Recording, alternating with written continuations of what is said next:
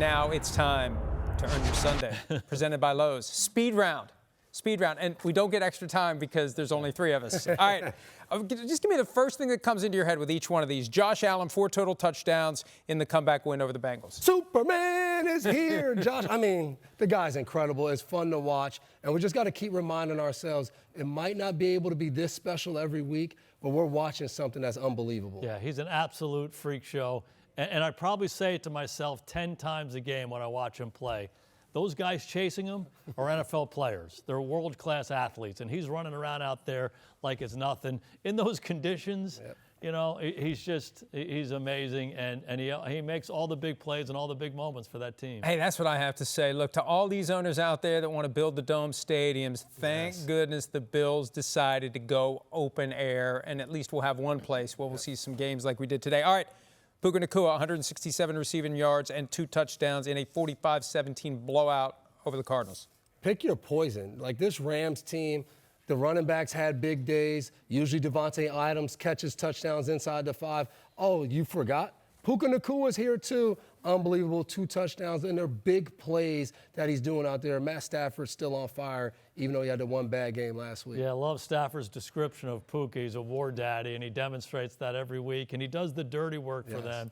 He's digging safeties out. When he gets the ball in his hands, he's a mess for the defense, and I love the response. There were some murmurings in our room. Oh, maybe Arizona. I looked. Are you guys crazy? I mean, they're gonna destroy it. It wasn't me.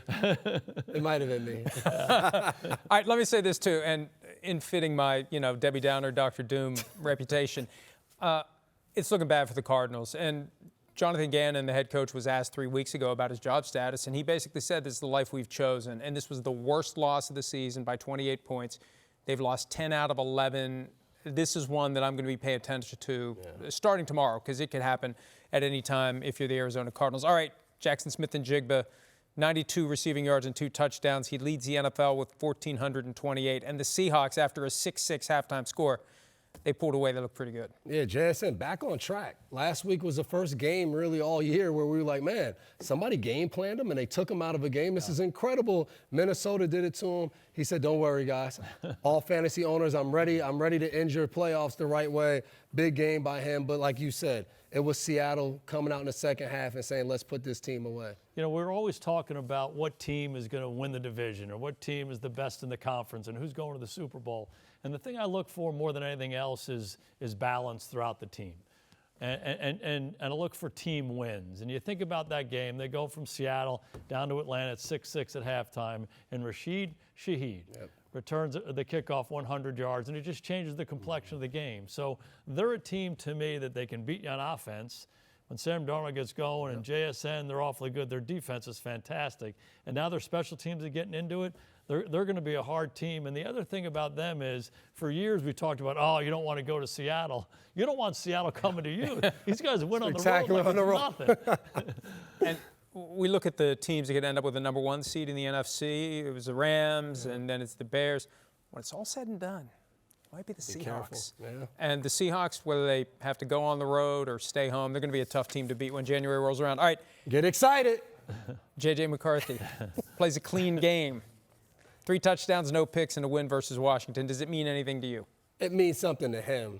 I mean, for me, no. Like, I think for him as a young player who's building towards whatever he'll be, where so many Viking fans have written him off and say they want to get rid of him, they're done. I think for him, just stick to the process. You haven't played that much football in the NFL, so go out there and play well. I get it. Washington is not in a good spot, but they played well last week against the Denver Broncos. So I think he should be confident going forward. And I think for Kevin O'Connell, hopefully this is a building block towards, hey, the guy handled more today. We showed we can play well. Now let's give him more next week and see if we can end the season off the right way going into next season. He's a kid. He's 22 years old. Let him play. Let him learn how to play. Let him learn how to take his lumps and grow from it and all of that. And to me, it was a really good performance. We laughed about it. You know, we have these games on, and afterwards, he stayed out on the field for like a half an hour. So he's still there. He was soaking. You want to interview me? He was soaking it all. Anybody else? He was soaking it all up. So good for him. I love seeing guys fight through it. And ultimately, That's going to be the litmus test for quarterbacks because adversity's coming. How do you handle it? And he certainly handled it well today. Still a lot of work that needs to be done. No doubt. Accuracy, Just the getting one-pitch started. arsenal, the fastball. It can't be the fastball all the time. And look, it's encouraging, but it doesn't change the reality. They have to find a veteran that can truly compete, all fair, no thumb in the scale to justify the draft pick, and let's see who the best player is next year. But it was encouraging. It was encouraging. You were proud to put that purple tie on after today. And you know what? I don't pick the tie, but today it was a day I was happy to put it on. Hi, I'm Mike Tirico, and thanks for watching. Make sure to hit subscribe for the latest news and highlights from NBC Sports.